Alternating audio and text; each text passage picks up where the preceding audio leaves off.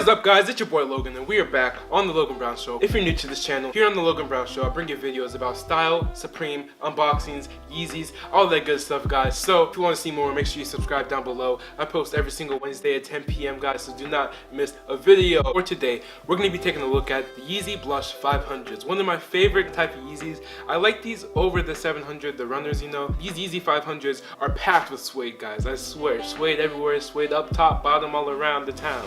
So we'll get right into that, guys. The shoe sold on April 14th, guys. Originally sold for $200 and retails in between about $250 to $300 depending on which size you have. Not too crazy of a price, but still pretty lit, guys. And this is also in a blush colorway, a tan kind of blush color, so it's like a light tan. Tan's one of my favorite colors to wear, guys, so I just think it looks so good, and I think these shoes look so good too, guys. So without further ado, let's get into this review. Alrighty, guys, here we have the Yeezy 500 blush in front of our very own eyes, guys. Yes, price might rise, the price might lower. All we can do is really wait and see, guys. But as you see, these Yeezys are 8.5. That's the size we're looking at for today, guys. And even on the box, it does say the colorway right here. It says blush. Actually, I'm slightly open this way. I haven't done that way before. Yeah, I'm actually just gonna take this off just because you guys can see some little jewelry, you know. I'll set this to the side. Here we go. Yes.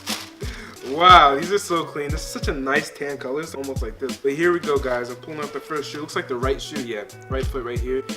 Yeezy 500, guys. You can see the tag dangling on the side. I feel like they'd be pretty comfortable. Like, I'm squishing this and it's pretty squishy. I feel bad for you guys. I feel bad that you have to see this on your screen. They look so much better and detailed in person. It is insane. Like, that's why I would actually wear these. How grungy the suede is. That's not really the right word, but it's just more rough. This is a great quality of suede. I'm just saying, like, I really like how like really feathery it is. But the suede runs all over the upper of the toe box, which locks around this lace right here, which locks your foot in, guys. And then you have this lacing go intertwined through another panel. This panel right here is leather, and it goes into like this 8 right here. On the side, guys, we have some mesh netting, and here we have these rings surrounded by these leather ovals. These also have hits of suede in the middle of them. Minor details are the best details because it's the little things that count, right? Something so big wouldn't be so big if it wasn't for all the little things that came together to make it. And I feel like this shoe is filled with plenty of those kinds of things. Now on the other side of the shoe, we have the sole, and it says Adidas on the side. It's sick. And on the bottom, you can see the different kind of shapes it takes. And this lettering at the bottom, it says non-marking.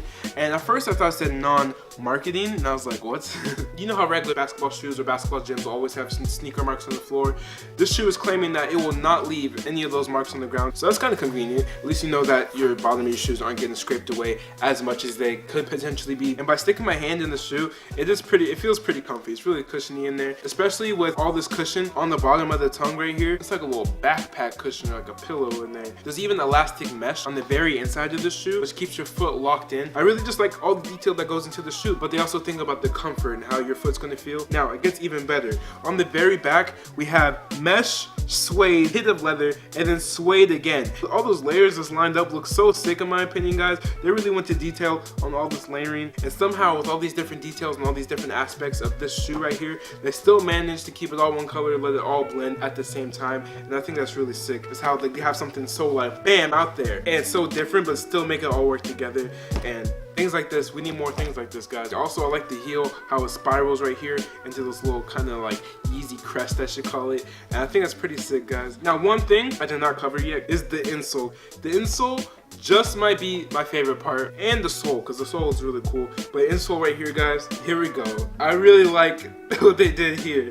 They gave you these kind of Rasta colors, this yellow, black, this yellow, red, and green with these black speckles going throughout it. And it kind of reminds me of those Balenciaga kind of colors, like they're trying to go for that ugly sneaker Balenciaga kind of feel. I think that's pretty sick. It definitely reminds me of some Balenciaga. Alrighty, guys, that is it. Thank you for watching this review on the Yeezy Blush 500s, guys. So lit, guys. And the tan's one of the best colors to wear, guys. If you're ever trying to rock a fit and you want to know, should I go with the tan pants or should I go with the white pants? Go tan. Please go down below, hit the subscribe button if you want to see more. Make sure you guys give me a big thumbs up, and as always, I'll see you guys Wednesday.